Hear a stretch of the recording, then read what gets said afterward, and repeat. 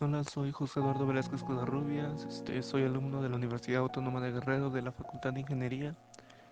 Esta es una presentación para la materia de traductores e intérpretes que lleva el facilitador Rafael García Mencía. En esta presentación hablaremos de los cuatro tipos de lenguaje según Noam Chomsky, pero al final, bueno, a lo largo de la presentación nos enfocaremos solamente en un tipo de los lenguajes propuestos por Noam Chomsky.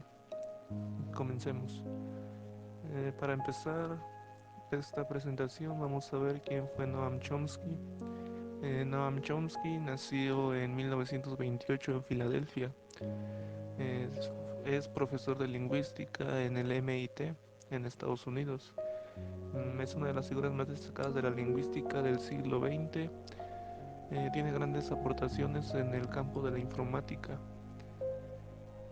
Estudió en Pensilvania, donde se doctoró en 1955 con una tesis sobre el análisis transformacional. El MIT, en donde es maestro el señor Noam Chomsky, es el Instituto de Tecnología de Massachusetts. Una de sus contribuciones científicas más importantes se puede destacar una aportación fundamental a la lingüística moderna, que consistió en la formulación teórica y el desarrollo del concepto de gramática transformacional y generativa. La relación de Noam Chomsky con la informática. En cuanto a la relación de Noam Chomsky con la informática, proviene una de sus importantes aportaciones a la teoría de autómatas y el estudio de los lenguajes formales. Dichas aportaciones han resultado elementos indispensables para la construcción de compiladores y traductores, que es lo que va la materia. Estos pueden ser intérpretes válidos entre las órdenes que dan los seres humanos y su correcta recepción y aplicación por máquinas automáticas. Y vemos, bueno, esta es la relación de Noam Chomsky con la informática. Em, Se puede decir que el papel desempeñado por Chomsky ha resultado crucial en este importante campo, pues fue imprescindible para dar el siguiente paso tras los primeros computadores como fueron el ENIAC, que fue una de las primeras computadoras de propósito general. Ahí lo tenemos, y el propio ACE de Alan Turing. Estas máquinas fueron directamente programadas en código binario, de forma que a mediados de 1954 su obra ya incluyó en la especificación del borrador para el lenguaje Fortran, uno de los primeros lenguajes que se desarrollaron. Y en la conocida notación Backus-Naur, que es un metalenguaje usado para expresar gramáticas libres de contexto. Bueno, Noam Chomsky propuso una jerarquía y la llamamos jerarquía de Chomsky. Esta jerarquía Noam Chomsky la estableció en 1956 en su obra Tres modelos para la descripción del lenguaje. Se convirtió en un concepto central en informática. Así, los lenguajes formales que no admiten excepciones a las reglas se dividen en cuatro niveles según la jerarquía de Chomsky. Tres, implica una jerarquía de los lenguajes generados por las gramáticas de cada tipo, ya que cada gramática de tipo X surge de aplicar de ciertas restricciones al tipo de gramática X-1, las cuales son, aquí tenemos una pequeña imagen. Eh, Esta imagen trata de bueno, de la jerarquía de Chomsky, que es que va desde las gramáticas recursivamente enumerables hasta las gramáticas de los lenguajes regulares. Cada una de estas conjuntos es subconjunto del anterior. Esto lo veremos más adelante. Noam Chomsky se dio cuenta que la gramática, la máquina y el lenguaje estaban a un mismo nivel. El lenguaje de tipo cero, que lo vamos a llamar así hasta el momento, que es el lenguaje recursivamente enumerable, es desarrollado por la máquina de Turing. Su gramática no tiene restricciones. El lenguaje de tipo uno, que es gramática dependiente del contexto, lo trata la máquina autómata linealmente acotado y tiene la siguiente gramática.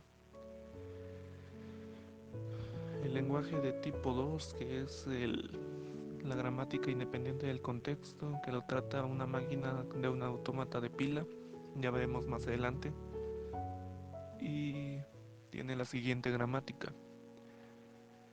El de tipo 3, la gramática de tipo 3 es el lenguaje regular y lo trata una máquina de un autómata finito y tiene la siguiente gramática. Esta jerarquía es inclusiva ya que cada tipo de lenguaje es un conjunto del siguiente tipo. Aquí tenemos lo que más sería lo más general del lenguaje, que es subconjunto del lenguaje L0, que es el recursivamente enumerable, y a su vez es subconjunto del lenguaje de tipo L1, que es la gramática dependiente del contexto, y a su vez es subconjunto del L2, que es la gramática independiente del contexto, y a su vez es subconjunto de la gramática L3, que es el lenguaje regular.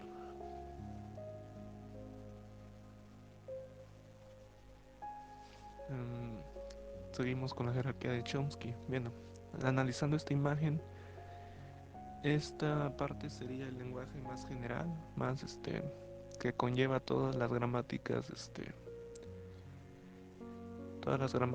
de la jerarquía de Chomsky. Como ya vimos, cada uno es su conjunto del anterior. Y bien, bueno, vamos a describir cada parte bueno, de esta jerarquía de Chomsky. Es, esta parte es el lenguaje más grande que se puede tener. Dentro de esta está el subconjunto, como ya lo habíamos mencionado, que es el L0. Es el lenguaje recursivamente numerable, que son los que resuelve la máquina de Alan Turing, como lo vimos en la tabla anterior. Dentro de esta, igual, subconjunto del anterior, bueno, del siguiente, que es L1, que es el lenguaje sensible al contexto. Dentro de este está el subconjunto L2, que es el lenguaje libre del contexto. Y a su vez, dentro de este es el subconjunto L3, que es el lenguaje regular, como ya lo habíamos visto. En esta imagen es más descriptiva y más se ve claramente la jerarquía de Chomsky.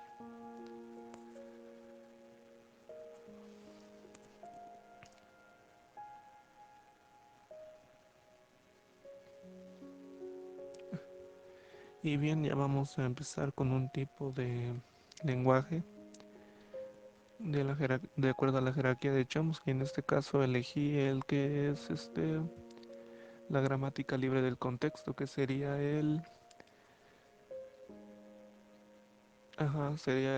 bueno, en la jerarquía sería L2, libre del contexto. Bueno, se dice que estas gramáticas, conocidas también como gramáticas de tipo 2 o gramáticas independientes del contexto, son las que generan los lenguajes libres e independientes del contexto. Los lenguajes libres del contexto son aquellos que pueden ser reconocidos por un autómata de pila determinístico o no determinístico. Como toda gramática se define mediante una cuádrupla, que es G igual a N T P S, donde cada uno de estos elementos tiene una descripción que ahorita vamos a ver. N es un conjunto finito de símbolos no terminales. T es un conjunto finito de símbolos terminales que se nota por esta ecuación. P es un conjunto finito de producciones. Y S sería el símbolo distinguido o axioma, que sería el símbolo inicial. Una gramática libre del contexto, cada producción P tiene la siguiente forma. Esta es la forma que tiene la producción. Es decir, que al lado izquierdo de una producción puede aparecer el símbolo distinguido o el símbolo no terminal. Y al lado derecho de una producción, cualquier cadena de símbolos terminales y o no terminales de longitud mayor o igual que uno. La gramática puede contener también la producción S deriva a epsilon si el lenguaje que se requiere generar contiene la cadena vacía. Un ejemplo muy básico sería este que estamos viendo aquí. A deriva A más A deriva a por A deriva A deriva a y D. Formalmente esta gramática se expresa como ya vimos la forma anterior, G igual a N, que son los no terminales, T que son los terminales, P que es la producción y S que es el símbolo inicial. Y de esta manera la forma gramatical se expresa como G igual a paréntesis al símbolo no terminal que sería A. Bueno, esto es parte de otro ejemplo, pero es lo mismo. Para seguir para desglosarlo aquí, sería G igual a el símbolo no terminal que sería A en este caso para este ejemplo, T que serían los no terminales que serían todos los operadores que usamos en nuestro ejemplo, y P sería la la producción, la producción, y ese sería el símbolo inicial, en este caso sería A. Bien, vamos a ver qué es BNF. Las gramáticas libres de contexto se describen frecuentemente utilizando una notación conocida como BNF, que es el Backus Naur Form. BNF es la técnica más común para definir la sintaxis de los lenguajes de programación. En esta notación se deben seguir las siguientes conversiones.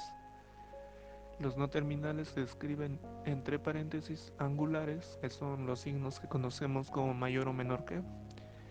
Los terminales se representan con cadenas de caracteres sin paréntesis angulares al lado izquierdo. De cada regla debe tener únicamente un no terminal, ya que es una gramática libre del contexto. El símbolo, este símbolo,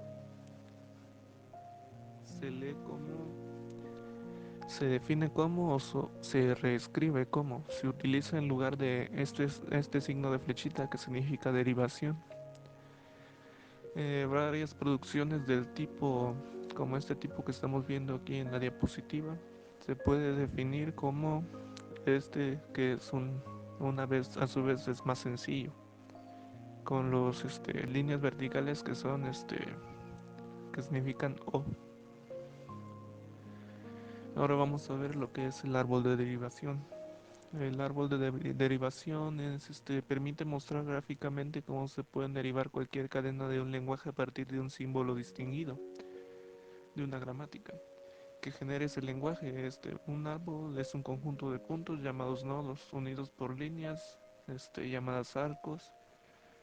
Bueno, un arco se conecta con dos nodos distintos. Para hacer un árbol, un conjunto de nodos y arcos debe satisfacer ciertas propiedades. Hay un único nodo distinguido, llamado raíz. Se dibuja en la parte superior que no tiene arcos indicentes. Todo nodo C, excepto el nodo raíz, está conectado con un arco a otro nodo K, llamado el padre de C. C es el hijo de K. El padre de un nodo se dibuja por encima del nodo. Todos los nodos están conectados al nodo raíz mediante un camino. Los nodos que no tienen hijos se denominan hojas. Al resto de los nodos se denominan nodos interiores. El árbol de derivación tiene las siguientes propiedades. El nodo raíz está rotulado con el símbolo distinguido de la gramática. Cada hoja corresponde a un símbolo terminal o símbolo no terminal. Cada nodo interior corresponde a un símbolo no terminal. Como vemos, el nodo raíz, que es el principal, los nodos interiores y las hojas de esos nodos.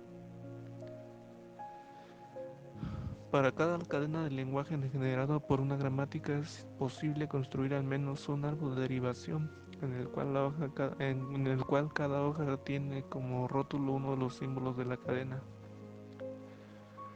Y ahora vamos a ver qué es la gramática ambigua.